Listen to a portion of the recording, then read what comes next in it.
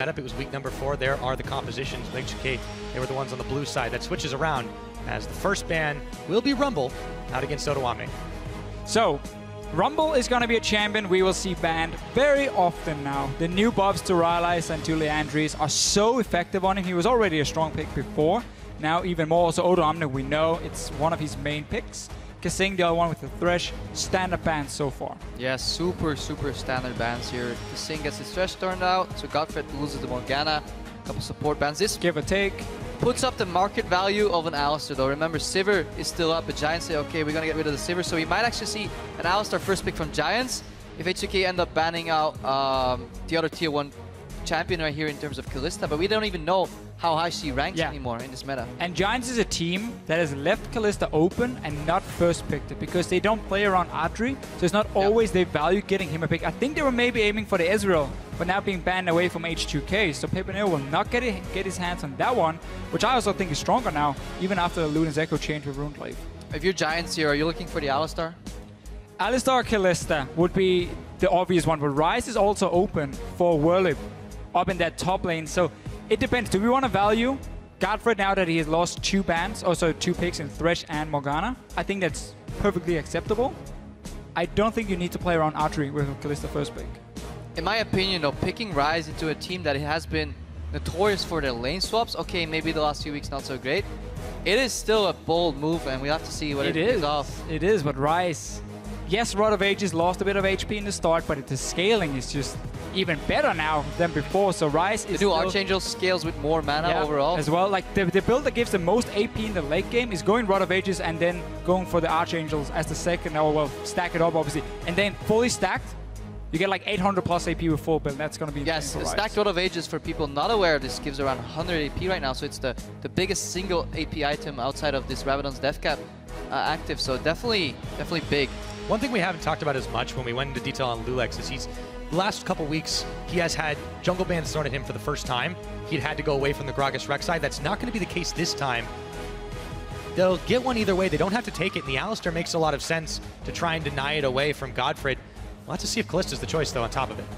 And I think this is where Giants are asking themselves whether they made a great mistake, because Alistar Kalista, or Kalistar as we call it, is just a really strong bot lane, and Godfred and Adri rather aren't the most proficient at raw 2v2ing, so they kind of like, either they take the 2v2 and likely lose it, or they have to initiate a lane swap with Ryze themselves. So I feel like they're digging themselves a bit of a grave right here. Unless they have an answer. I mean, Tristana has been a great pick into Kalista even before the changes coming in here to Kalista now.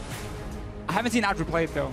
And the matchup is actually very interesting. Jat touched up on this in one of his casts over in NA, but the Tristana-Kalista matchup initially, as we go through these picks, hopefully they pick slow enough so I can tell this story, traditionally was Kalista wins the first 2 auto attacks, then Tristana wins 3 through 6 or 7, and then eventually as you keep fighting longer and longer, Kalista comes out on the top with the massive rend. However, by that time she's usually dead. Because of the nerf on Kalista, Tristana starts winning this matchup earlier, so that could be definitely a pick that we start seeing now and later in the drafts against the Kalista.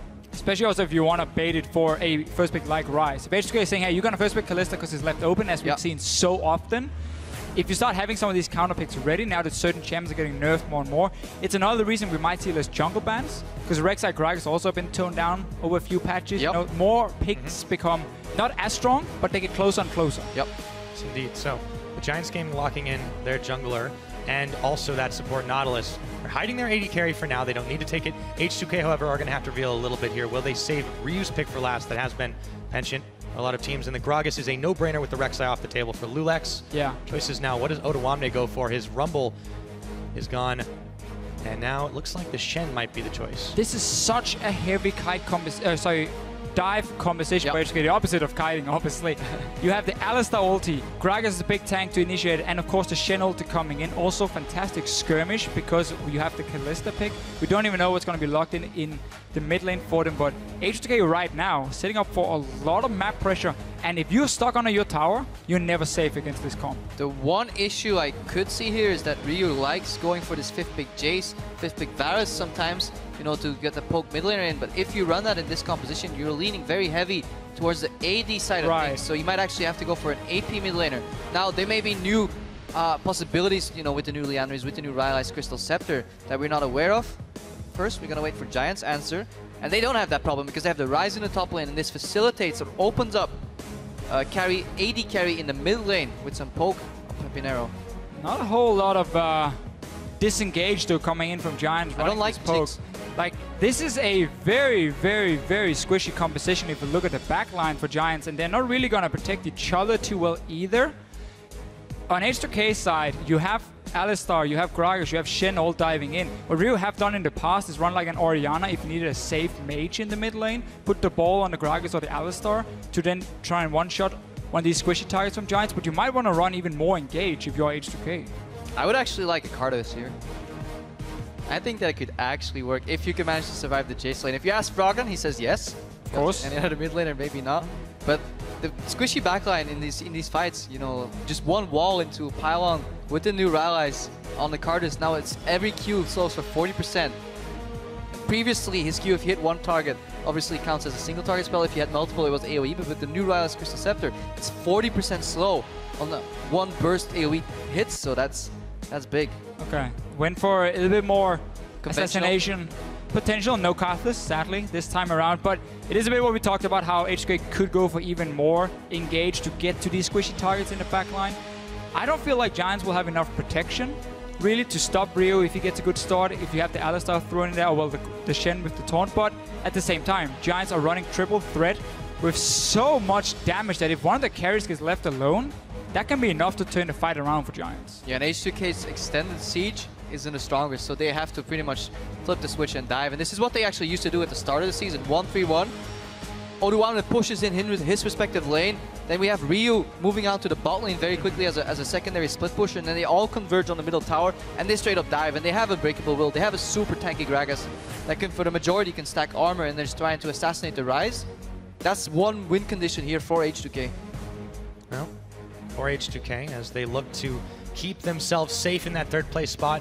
Both coaches shake hands, walk off the stage, get ready to set up for this match. This is going to be a big one, ladies and gents. I think absolutely. Now, with the picks and bans locked in, it's time to see if H2K can defend that spot against Giants Gaming. I expected them to be like bottom 3 or barely bottom 2 playoffs. The double kill for Whirlin, and Candy Panda's all by himself. An ace for Giants Gaming. Nos encantaría ganar a H2K porque nunca hemos ganado en la FS ni en el torneo de expansión. The change that they made with Godthread, it's kind of like when I joined H2K. They seem more coordinated. Es un rival que siempre nos ha ganado, iremos como 6-0 perdiendo y ya es hora de ganarles. And here we are, on to the Rift, H2K versus Giants. If you guys at home want to keep on sending in your predictions about this one, you can always hit us up at LOL Esports is the place, hashtag GIA win or hashtag H2K win. But for now, we're on the start and we see what looks like standard lanes out the gates. I like how Kasing in the feature is saying he expected Giants to possibly be down at the bottom, you know, not close to the playoff at least. And right now, Giants as a team is only 2 wins behind H2K. If they win this matchup, suddenly it gets very, very close between them. And it's just a surprise, but we gotta respect Giants for what they've been doing this split. Now, what does H2K value more? Their standard lanes and getting Shen ahead as a split pusher, and using obviously the strength of a Kalistar lane, or swapping it up and denying the Ryze? That is a possible question right here. I feel like if you do standard lanes, you can with your Gragas try and shut down the Ryze and just have the 2v2 lane in that sense. Because Shen also performs so well in standard lanes. Yep. Not too well in lane swap himself. He's very relying on having a strong mid game where you use that ulti to obviously set up these tower dives and create these numbers advantages around the map. If they can kill Whirlip and expend his flash, that's big. That's what you want to do. And you can do that because you have Taunt Flash, Body Slam Flash here. Endless possibilities. And also Ryze with the new Rod of Ages. He lost 150 HP in the early game. That's pretty massive for a guy who needs to scale up anyway. Still strong at all stages. But he is a bit easier to take down if H2K wants to focus it. We have to look for Lulex. We talked about him before. In losses, he's not performing too well for H2K. Now there's a tank with him. There's even potentially 2.5 with the Alistar to help him in these fights, even if they do fall behind. Yeah, and both of these teams have incredibly quick camp clears if they use the AoE to their advantage on the bot side. Obviously, Kalista Alistar is super quick on the other side. Giants playing a little bit passive. They save more HP doing it this way, but they could have sped that up a little more, so this could actually give the push to H2K if they get the extra creep here. Will be a very interesting bot lane. All the creeps. They got them all, though. So this is definitely an advantage for Giants. H2K may have missed an extra creep here. So the level 2 will hit on the 3rd range creep here. So 1, or the first one already, because they got all the creeps. Normally it's the third range creep. H2K were the ones who missed one of the melee ones. They have to be a little bit careful now. And already engaging. Oh, traps hit. Going in, yeah. Godfrey got knocked back just a little bit, but Yarnan is the one who's being fired down. Another rocket. Fling him on the backside. Kasing will take a little bit of extra damage and they reset back to it. But Giants ahead. And this is so annoying for bot lanes because H2K finished their camp quicker, but because the RNG kind of played into Giants' favor, Giants still had all those creeps alive. They leveled up on the first range creep. H2K visibly caught off guard here and get pushed into the tower. Now Alistar is to spec defensively, heal, and then pulverize. Basically just the minions for H2K decided there was one guy they hated on the other side and focused him down first, where Giants were more spread up, kind of spreading the love. Ends up being a bit annoying for H2K, but for now, didn't have to use any summoners. Jungle-wise, Frederick is skipping his blue just to give the Rift Scuttle because we just talked about this. H2K in standard lanes can try and shut down the Rise, so him skipping a buff and getting the Rift Scuttle and try and look for Lulex is simply to save Whirlip, who's already pushing so hard. I think it's incredibly smart move here because he can just dedicate himself to the top side of the map, either find Lulex there and contest him in that jungle, or in that fashion just securing easy lane for Whirlip and Pepinero because his bot lane is winning. However, Lulex shows up. Whoa, whoa, whoa. What's happening here? Audrey, whoa! Are you okay? I don't think so. Kasing splash queued and then simply knocked him back. Yeah, and then he saw Lulex coming, so didn't want to give over the assist. He probably has Lulex in his fantasy team or something. Decided to just run into the tower. Wait, wouldn't you want Lulex to get it? Yeah, actually, that's true. If he has him on the fantasy team, I mean... Guys, I'm going to be honest, I don't play much fantasy. It's okay. It's not for everybody. You got to go back all the way to week 4. We see these guys last minute up. This was actually... Well, not actually. It was definitely a big win for H2K and Giants. They want to even that head-to-head. Right. Remember, they're still the ones further down the standings. They're far from safe here. And this game here, in week 4, H2K went their prime when it came to the lane swapping. They swapped on Giants. Giants came late up 3 guys to the lane, ended up losing 2 members, fell super far behind. It was one of the games we highlighted to show how good H2K were. This game here, standard lanes. Pepinero will get a blue buff. This was the one Frederick skipped before. But Giants now get standard lanes, so it should be a lot closer game in that case because H2K does not get that massive early lead from a swap. I like doing that on junglers that don't require blue buffs, you know, taking that path that you described so well and then just skipping it and then get the level 4 blue buff. It's early enough for it to matter in the lane, and it's early enough so that the second blue buff still spawns within a respectable margin. And we're going to see what happens here. And this is the problem when you win against Alistar, you start pushing them, so Kasing will Q flash, knock Audrey back, and at this point he knows Lulex is there, so he's trying to get to the wall to flash over to the left side, but then he realizes, hey, it's better to save my summoners. Yeah. This is honestly not that bad from Audrey, but you can't make that mistake into Alistar. So the annoying thing, especially for Audrey, was the fact he didn't even have enough gold for pickaxe. Yeah. They managed to engage on him. He gets a second Dorns, and then he buys a mana potion. Meanwhile, on the side of Yana, he's gone back. Kalista has this very easy build path in the start. We mentioned how Play the Ruined King might be the first item very often now that the AD ratio has gone down a little bit for her. So it's very easy for him, just 800 gold, well, pick up some lifesteal, and then you have a heal from Alistar as well. You can take a lot of these short trades. And as it started, really solid for this Giants bot lane. I mean, Audrey going down there really negated a lot of the edge that they had. That Vamp Scepter is going to give the Kalista some serious power here in H2K. They've already built up this small gold lead. It's only 6 minutes in. Lulex is looking to extend that, but he's on a ward. Oh, this might get turned around in the counter gang. I want to watch how this plays out. Yana has to flash. Very quickly. Godfrey now gets knocked back into the tower. He's going to tank a few shots, but Yarnan already a little bit low. Lulex coming around the side. There's a teleport. A flash from Audrey to move away. They've turned their attention to Godfrey. He's surely going to go down as they stack 4 members. H2K get another. Top lane as well. TP was already used from Whirlip, so he could never join it. Giants were the ones engaging it first, and now this is so annoying for Audrey. Like, poor guy, you just spend your money on a pickaxe. Now there's a fight in the bottom lane. You flash away. He can only afford boots, and he's been back to base twice now.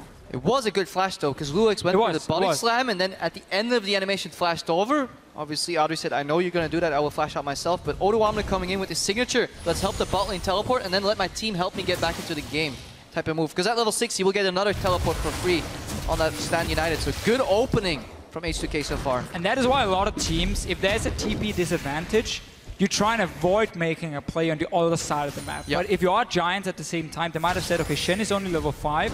If he TPs away, we should be able to get a good lane, at least for the Rise, give him a bit of an advantage. The problem is you're sacrificing your AD carry, and you got multiple people who needs to scale up. Jinx sitting on these items at this point will do nothing. I still want to go back to the drafting phase where Giants, they had the Rise to their disposal. They had the Jace. You don't have to pick a low mobility because we're not using the world immobile anymore. Low mobility AD carry on the Jinx that requires these resets to get around these fights. Simply pick a gap closer AD carry. Any will do and just go even in that lane against Kalista. She is a super strong laner, especially with the Alistar. There's no reason to contest that when you can just play chill. You guys said this in the beginning, that Jinx pick was very questionable. Yes, it has a lot of explosive potential, but it just doesn't seem to be worse so far. The one death there, you've got one death on the side of Godfrey, who had to pretty much sacrifice himself after they were chasing him down. H2K's bot lane, they're the ones getting rolling very quick, and we said that this is what might happen. Yeah, if you have 3 champions on your team that can turn into dynamite, you might find yourself getting it exploded into your face before you can even use it. That's what's happening to Audrey right now. Look at this, he has 39 to 65. Odoamne gets bullied, but he's used to that. He's still a level ahead of Whirlip, even though he teleported to the bottom. Goes for the taunt, too. Whirlip, wow, that's a lot of damage coming out from Odoamne, looking to take him on solo for just a minute. Too. Lulex is coming around the side as long as he buys enough time, doesn't go down, but he might have overstepped his bounds. Odo, not quite dead just yet, and in comes the barrel, knocking Whirlip back into the rest of the minions here. Odoamne looking to finish him off himself, and he takes the kill up in the top lane. Number 2 for Odoamne. Poor Whirlip, he's fighting 2 against 18 right now. All those minions helping in, and good resource management from Odoamne. And just the bait. Yeah, nice bait. 8 out of 8. Run back, you're like, oh, I'm dying. Oh, I'm just gonna taunt him, just gonna keep him again. Acting. Beautiful act. Oscar for Odoamne. How's everyone talking about Rio in the mid lane? The guy who's not acting a whole lot normally. This is one of the things about a champion like Ahri, one of these assassins, with the new build path you can take for going like Morel and Omicron, is the fact you can get that extra tome in the early game before you get Morel and Omicron. You don't have to go for mana regen, which doesn't really add a whole lot for you in terms of kill pressure. So right now for him, he can be a little bit stronger, smooth out the build path. He's gonna get that Morello after, and then we might see Ryu start looking to create some picks, or just swap down to that bottom lane and put Yana in the mid lane. And that kill on Whirlip is key because this is the point where Shen really shines. He has this mini early game spike. Once he picks up that extra magic resistance and HP, that allows him to just split push better into these magic mid laners. Rio misses the blue buff. The crowd goes for a collective. Aww. It is a sad day indeed. But I just want to touch on that matchup. It's so hard for Whirlip to touch Odoamne right now. He has 2 kills, XP advantage, item advantage, has a Spectre's Cowl, so he can't even trade anymore. And this puts the pressure on H2K's side. If it's a pure one-on-one, if there's no other players on the map, well, it would be fine. The problem is there's multiple other players for H2K, and they will look to go to that top lane if there's a trade going on, because we just saw how Odoamne can taunt him and keep him in place. Then the Gragas can simply join in, as we saw from Lulex before. That was set up way in advance. Now Dragon being started for H2K to have the Shen ulti. TP for Whirlip as well, though. And the objective control from this H2K composition, as Freddy goes choo-choo, is just so good. Because they have so much zoning potential, because you have to walk into a Shen, into an Alistar that has Fate's Call to always be pulled out. You have the Gragas and you have the Ren to execute these Dragons and these Barons, so it'll be incredibly hard for Giants to face check. But this is such a sneaky Dragon. Notice how the bottom lane for H2K were back in base. They weren't even there to help Lulex. Giants, if they knew this was going on, could have so easily just moved up and stopped him. But because there was no vision in the river, nobody spotted him, and he just sneaked the Dragon for himself completely free. Giants right now still showing some holes in their play, not realizing that H2K were able to grab that quick Dragon. So all said and done, we're 11 minutes into the game. It's 3 kills to none. That first Dragon in their pockets. They've got themselves almost 2,000 gold ahead. Giants have to act quickly. But they never usually do. They usually wait for... They have to scale up, like Whirlip. There we go. They found Ryu. 3 members in. He's not going anywhere. Whirlip will get a kill back on him. Lulex a little late to the party. Instant ulti though from Odoamne, but just not enough. 3 members destroying Rio. He didn't realize Whirlip had TP, so he tried to just dash that way out, and then saw it was way too late. Instant mid-tower. Pyro, you just said Giants had to do something. That's a good move. That's a start. They got a tower on top of it. There we go. Closing that gold gap a little bit at a time. And if you can do that against a Shen, kill him and make him expend Stand United, or kill his Stand United target rather, then you put yourself at such an advantage, because you take one of his teleports away. One of the pressure points of a Shen is that you can never go for these 2v2 fights, so you need a numbers advantage to burn your target before Stand United lands. Giants, they close the gold gap. 1,000 remains. There's a TP advantage now for H2K, and have a level 6 or 7 Alistar in the bottom lane. If they want to set up a dive against Atri, continue shutting him down. You have the Shen TP as well. And anyway, let's see here. Whirlip, surprise TP on a pink ward, so nobody has spotted him from H2K. And once Ryu spots Whirlip, he knows he's either going to walk into a targeted snare, so he hopes that Frederick misplays, but obviously right-click, insta-knock-up. Easy game, easy life, and gets the kill. Lulex is now sneaking in. He has to punish Whirlip because he just expended his flash. Obviously, this is a return play right here. Good read, and Odoamne could go in for the taunt right here. Look at Ryu as well. He's moving up, trying to join his team. Whirlip is out of mana. In comes the fat man. There's the barrel. There's the taunt. Whirlip baited right into it, and they do punish that flash. Although it takes him a little while, Odoamne will get kill number 3. Really good acting again from Odoamne. Any other player could have taunted first and then let Lulex follow up, but he steps back. He gives zone forward for Whirlip to step into. Whirlip takes the bait, walks in close enough for a body slam. And this is the cost of the move that Giants made earlier. We do see, however, how Giants, they started the game securing vision for this Ryze in the top lane, trying to make sure Whirlip was safe. They completely dropped the ball on that for the last 5-6 minutes. We can see here, pink ward from H2K in their bushes, so it's very easy for Lulex to move in and set up these ganks. Bot lane now, we talked about this TP play you could make, and then going for an Adri, poor guy. They are. Odoamne comes on in. The guy is here, he's there, he's everywhere, and he gets kill number 4. Now they're looking to finish off Godfred, who's going to hook his way to a wall. In comes the Fate's Call, dodge away from the Shock Blast. They could finish this tower and let Pepinero walk his way back. There's been so much talk on Reddit about the current state of being an AD carry. Adri right now might want to go and make another post saying it's not very fun because he's getting absolutely destroyed. And whoa! Pepinero too, they just chain these CCs like it's no one's business. And Ryu takes out Pepinero with the help of his team. Yeah, and then this goes back to the drafting board. You first pick the Ryze, but you give away Alistar, Kalista, and this is what you were talking about, Deficio. You said, yes, they set up the vision for Ryze, but because their bot lane starts losing this honestly incredibly hard matchup, then they have to shift their attention to the bot side, and this leaves the Ryze exposed. And honestly, Lulex, we were criticizing him a little bit of his play and losses, but so far he's been instrumental for this victory because he's moving to the right places at the right time and getting the ganks off. I think the fact you have 3 low mobility lanes that can all be easily ganked because of the CC coming from H2K, Shen taunt, Charm, Alistar, even Fate's Call throwing him in, makes it so easy for Lulex and H2K just to pick targets and so hard for Giants to respond. Giants, if they want to get away with this composition, they have to play with more respect. Because remember, they're playing double tier composition on a Ryze and a Jace. That's scaling. Low mobility Jinx, as you said. You can do that, but then sacrifice some CS. Play passive. They're not doing that.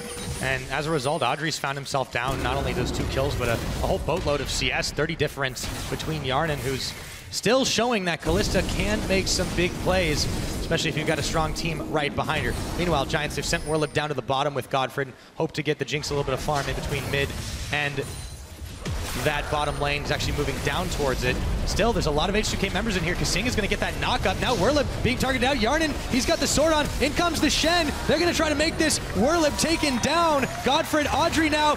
Audrey's just completely blown up.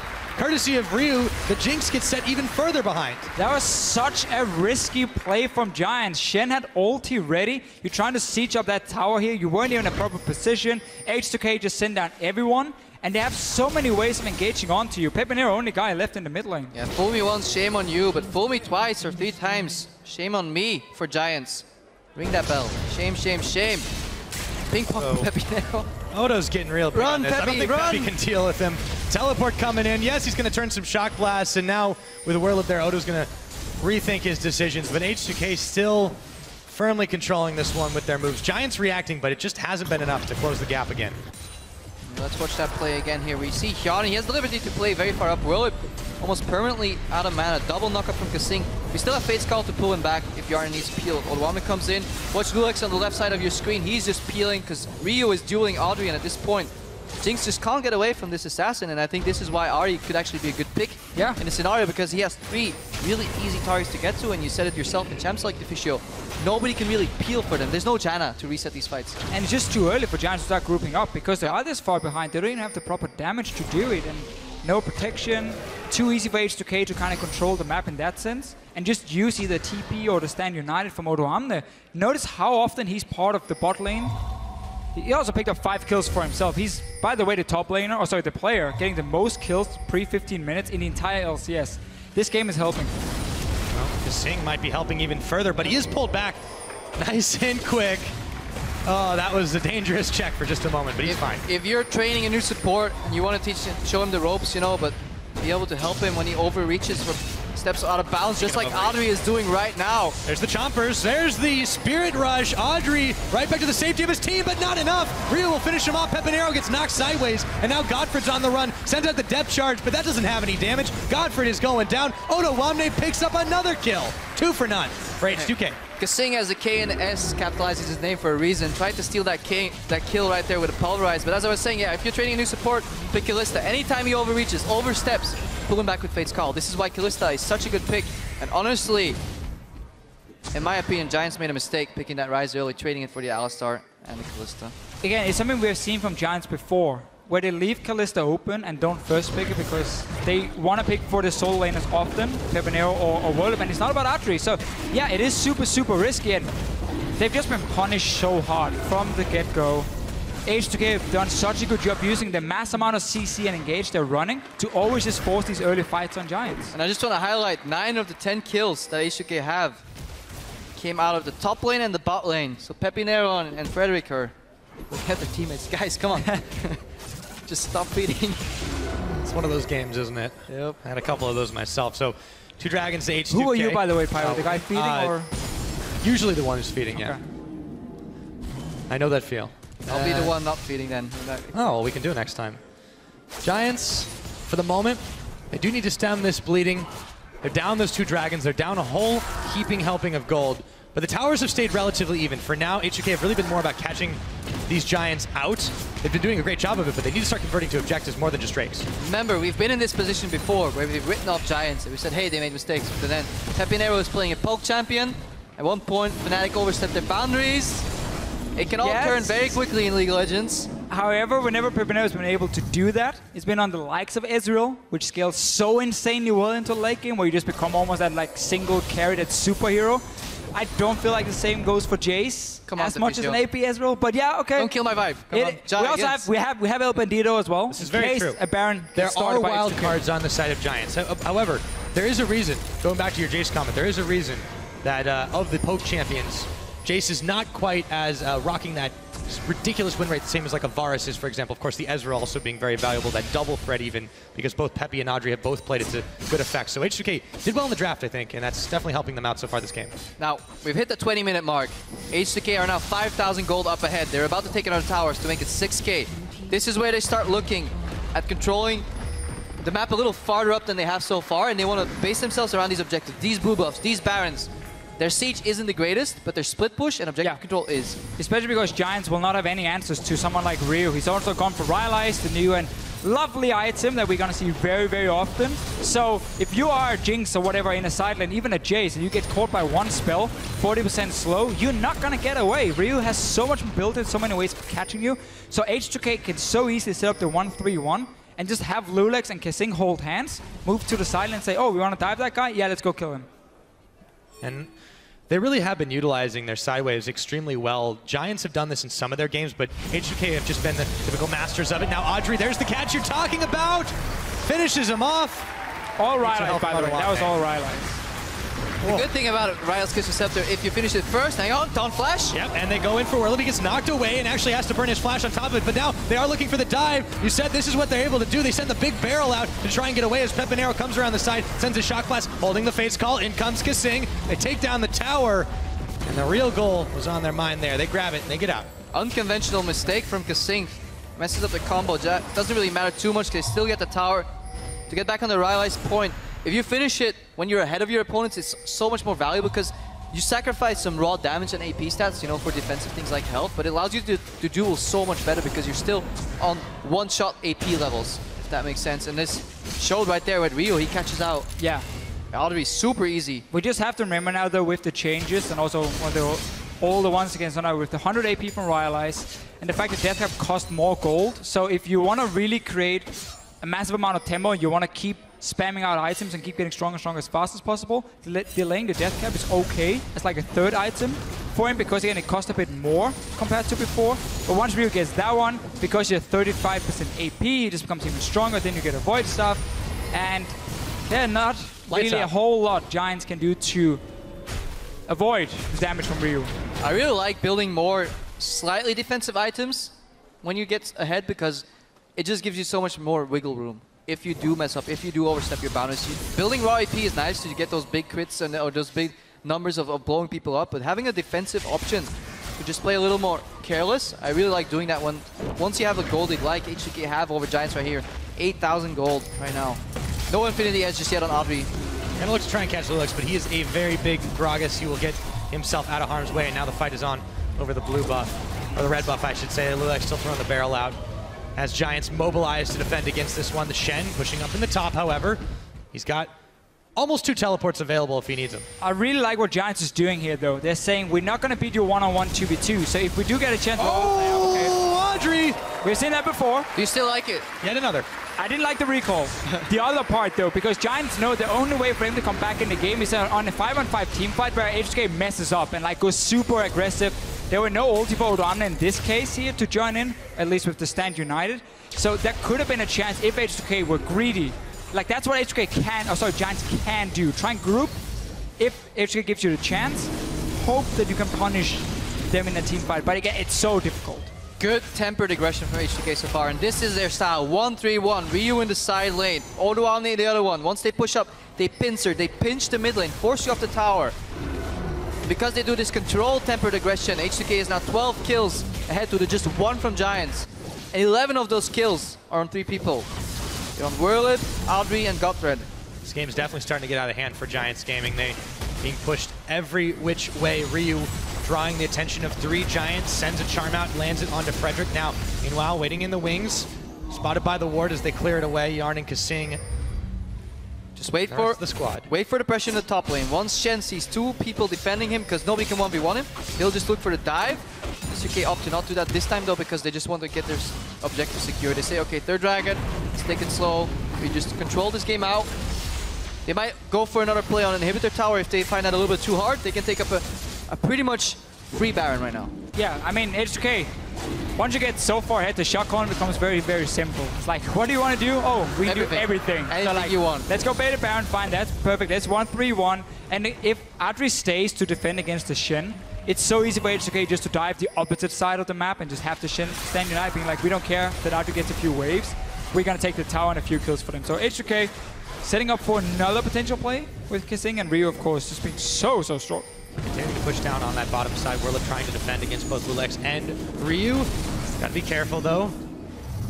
That charm was a flying. So, still keeping to this bottom side of the map, but easily picked up their dragon for H2K, gives them even more mobility. And it's gonna be even harder now for Giants to try and defend against this push. What can they really do to get themselves back into this game? That's the question. Yeah, Infinity Edge finished at around 24 minutes into the game, facing off against Blade of the Rune King, Rudans. The build we expect to see more now that Kalista has nerfed a little bit. On-hit effects, obviously, still scale very well, but just raw AD doesn't help you all that much. And Yarn could go for a fight here. If he gets a stand united on his back, he could go in and start triple procking those board procs and taking down the enemy team. However, Odoamne, He's about to do tons of damage, I would say. With all that gold he's saved up, able to pick up his Trinity Force, and that's not something I expected to say today. Well, I mean, it's a conventional Shen. Yeah, it's great if you are a split pusher anyway and you have such a good start for the one-on-one. Also for potential tower pushing, which will happen for Odoamne. He did get that big. However, I agree with Pyra. I wasn't expecting to see it at 25 minutes. Sunfire Cape, Spectre Scout, and a Triforce finished already. That's gonna be, yeah, tons of damage. And Death Cap. Yeah. Let's see how much AP he actually has. 528 AP. 26 minutes in. Audrey currently sits on 1500 HP. One-on-one, please. We're getting to about that time where both these teams start eyeballing the Baron, but as you guys mentioned a bit earlier, at this point for H2K, it might just be free if they can secure themselves some vision. Still sending Odoamne on the bottom side. Whirlip's there to defend. But you can see the rest of Giants aren't keen on letting this go quite so easily. Still not pushing up too far, and the Baron is started by H2K. Just a simple play. You have the vision control around it. You have the rise in vision. You know if he's going to TP in. Remember, H2K is the one starting the fight, so they can always TP first. Looking for Godthread got stopped. Ooh, almost got to safety, but not in time. One down. They go back to it again. That was one snare. Whirlip walked up and stopped Odoamne, but obviously it wasn't enough. H2K can comfortably handle that 4v4. They should just rotate in the mid lane, start pushing up and repeat the play. Odoamne is just keeping Whirlip busy right now. Now he knows that he's actually aware Rises a snare. Let's not teleport in full vision. All the same, so we're still able to get one for none. You gotta be careful to dodge those Peppy shock blasts. One of them did take a big bite out of Yarnan's HP, and the Fate's Call sending it onto Frederick. They should be able to take him down here, pinning, balling him around as Ryu takes a 7th kill. Audrey hiding in the bush, it all happened. Yeah, Yarnan saying, Alistair, I choose you. Going in, Ryu is just zoning Audrey. Every time he's even close, Audrey has to step back because he's so afraid of getting his 7th death this game. And this Baron will go uncontested right here. Yeah. And again, it's just so tough for Giants. I mean, you gotta try and do something to stop this Baron, but you just keep face checking into charms and so on. There's so many ways for them to start fights. So many ways indeed. Now that they've picked up the Baron, they can go full hog wild onto Godfred, on to Werlib, looking now for Audrey. Ryu, Spirit rushes his way over, and Audrey never stood a chance. Frederick and Peppy, the only ones up at the moment to try and keep H2K away from this base. They're in no position to do it just yet, though. 0 dragons, 2 towers, 1 kill. We said if Giants can win this game, they can challenge H2K for 3rd, but they may not be able to honestly couldn't be bigger today. Very apparent as H2K march towards inhibitor number 1. They've cracked the base open. Odo goes in, taunts onto Frederick. They got kills on their mind as they take the objectives as dessert at this point. Ryu chugging away on this top side. They'll turn their attention that way. Every member of Giants is back up. H2K might have to back away for a short time, but they'll be back and in greater number. And they got super minions coming as well. Once they return to the base, don't need a 4th dragon unless you want to play it very, very safe when you are H2K. And yeah, at this point, I mean, what a fantastic game from them. Very clear game plan from the start. Bot lane and top lane were easy targets to game. We see the Baron again. Giants trying to stop it. But here for H2K, again, there's so many ways of just diving onto them, and they're just that far ahead. And Audrey, of course. And it doesn't matter what you do when you're this far ahead, because you can even make slight mistakes, misplays. Lulex went for the body slam flash, didn't connect with Peppy. Tried to knock him in, but yeah, knock him out of the fight. The remaining members will easily win this fight or in this skirmish. And now, Giants, desperate times, call for very, very desperate measures. Putting the death brush, Lulex wanders. They can't even kill him. Close. They need to go for Kalista. They are going to go for Yarnan, and he will go down, loses that Baron buff. That's the start of something as Lulex throws a big barrel on himself. Charm not going to land, but H2K should be able to get out of here. Slow march though, go for the knockup, look for Lulex, into Rune Prison he goes. They will get 2 here. This could be the start of something. Giants just tripled their kill count in that fight. I really like the play though. Again, for Giants, they're trying to do what they can. They're like, okay, we expect you to go for this dragon, because they're gonna stop the recalls because Odon is still pushing. 2 guys are gonna stop them though, so very well played from Giants. Peppinera though. Yep, goes to the skies and goes back to Fountain. Ryu with yet another kill, a double onto Audrey, his 10th of the game. This guy is unstoppable. And we're back looking at Odon. He didn't leave. He's lane, there's no reason to. H2K. I mean, you got super minions. You want that last inhibitor, or 2nd last inhibitor. Secure that one for yourself. You really want that dragon, go get it now. Otherwise, just leave it. You don't have to pick it up. And Odoamne actually never finished that Spectre's Cow. He says, okay, a base amount of magic resistance is all I need, and then I will spec full armor. Because Jace, Jinx, and Rek'Sai mostly all attack damage based, and he even picks up a Thornmail with the Triforce. I doubt if there's any combination of 2 members on Giants that can even duel him at this point, to the point where they can kill him in a timely fashion. Yeah, where H2K won't be able to do something like kill the next on the map. Yeah, as an example, maybe this dragon. Oh, doesn't hit the dragon. Yeah. So it looks pretty, but it doesn't connect with dragons or any neutral monsters. You have to connect it on a champion and then have the splash AoE for the steal. It's a Hail Mary in any case. Giants at this point are going to need several of those to get back into this one. 3-19, the gold gap has just been oh so wide for a long time now, and they struggle to just defend the most basic things. 2 inhibitors down, one in the mid, one in the top side. H2K looking to lock this one out, make it nice in round 3. And we talked about this composition from H2K, very dive heavy, and this shows in the way Kasing is itemizing. He goes for the Righteous Glory, even though it was nerfed. Then goes for the Talisman 2nd, because all he needs to do is speed up his team, connect the CC, Taunt Flash from Odoamne, combo Charm Flash, Body Slam Flash, all these offensive dives. Just one of them needs to connect, and these super squishy targets on Giants will just melt. It just feels like so many things we looked at in Champs, like being like, oh, this can be super risky, this comp can really dive so effectively. It's what decided the game for H2K. Giants will have to go back and look at that big ban phase, and then They might die as well. If they even have a chance, down goes Werlib. Another pick off. They take down this time. It's Frederick looking for Audrey. He never has a chance again. A big one from Ryu as Odo comes around the side. Godfred all by himself gets him a triple, and Peppy has just given up on Fountain. This game is all over. 32 minutes in, and all they need to do is polish it off. Such a strong performance. Oh, Charm Flash! Got the charm. Peppy, no! All the way out. There's the ace. It cost him a cow, but they don't mind. Nexus turrets being fired down. H2K, 33 minutes into this game, will secure themselves a win and sole possession of that third place. Top 3 for this team.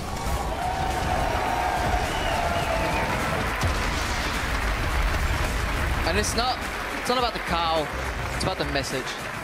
When you're at this point, right before playoffs, it is often good enough to sacrifice a couple of key members to just send that message to Garena. You are staying in 4th place. We're fighting for that bye. And H2K one step closer now towards Origin. Yeah, and you just mentioned how Giants will stay in 4th place. It's so scary for them because there's so many teams around them in the standings trying to take that number 4 place. Playoff isn't even locked in for them yet. We have like Elements, Gambit, Rocket, so on. They're all trying to overtake Giants. And this loss here could turn out to be super important. Yeah, if you're watching at home and you missed the opening of the show, go to LO Esports, check out the standings because it is close. 1 or 2 wins, 1 slip up at the end of the season could mean happiness or complete stacked tiers for some of these teams. And then this is the point of the season where they look back and they go like, that one game. If we didn't let Frederick steal that Baron twice. 10,000 gold lead, wasn't it? It all comes down to these little things, and you can see Giants mulling this one over. They didn't really have much of a chance this game, though. I mean, you just have to flat out say it. They got stomped. But this is it.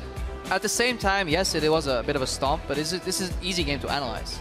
The game spells itself out from Champs League, and then it's not like H2K did something super creative or super like non-textbook, just good League of Legends, as they say. Yeah, and then when you run a comp like Giants here, which is just so low mobility, so risky, it looks even worse once the snowballs start, because nothing is going to stop it. It's going to keep rolling, keep rolling, keep rolling. So H2K could just do whatever they want on the map, and full credit them for taking advantage of it as well. Yeah, you definitely need some combat mechanics. Giants traditionally do get behind and have those combat mechanics like the Ezreal sometimes, or these cheeky little plays, but it wasn't enough. They were too far behind.